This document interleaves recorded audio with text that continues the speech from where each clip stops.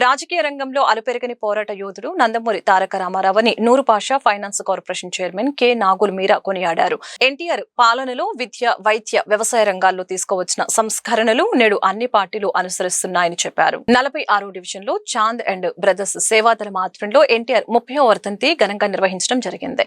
కార్యక్రమంలో ముఖ్య అతిథిగా రాష్ట్ర అధికార ప్రతినిధి Noorbasha finance corporation chairman K Nagul Meera హాస్టే ఎన్టీఆర్ చిత్రపటానికి పూలమాలలు వేసి నివాళులర్పించారు. ఈ సందర్భంగా నాగుల్ మీరా మాట్లాడుతూ రాజకీయ రంగంలో అలుపెరగని పోరాట యోధుడు ఎన్టీఆర్ అని తెలియజేశారు.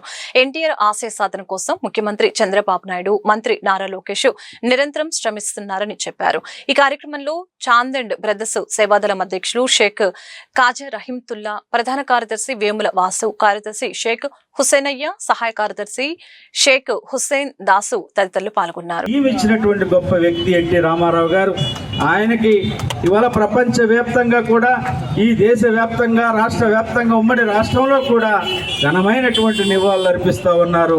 ఈ యుగం ఉన్నంత వరకు కూడా మర్చిపోలేని వ్యక్తి ఎవరుంటే అది స్వర్గీయ ఎన్టీ రామారావు గారు అని తెలియజేస్తూ, మరి ఈ రోజున కాజా ఇంత అద్భుతమైన కార్యక్రమాన్ని చేసినటువంటి కాజా మిత్ర బృందాన్ని ఈరోజు మన ఎన్టీఆర్ నందమూరి తారక రామారావు గారి, స్వర్గీయ ఎన్టీ రామారావు గారి 30వ వర్ధంతి సందర్భంగా మరి ఈరోజు చాందన్ బ్రదర్స్ యూత్ ఆధ్వర్యంలో మరి ఘనంగా నివాళులు అర్పించడం జరిగింది.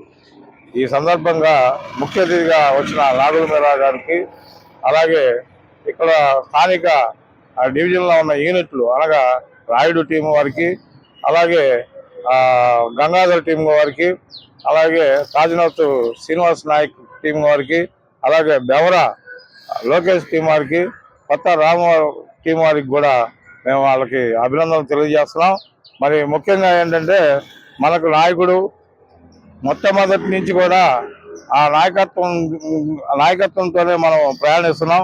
అదే పద్ధతుల్లో కూడా ఈరోజు చిన్ని గారి ఆదేశాల మేరకు, నాగుల్ మీరా గారి ఆదేశాల మేరకు ఈరోజు ఇక్కడ నిర్వహించడం జరిగింది.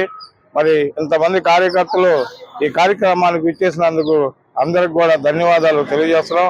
అందులో ఈ కార్యక్రమంలో మహిళలకు చీరలు, అలాగే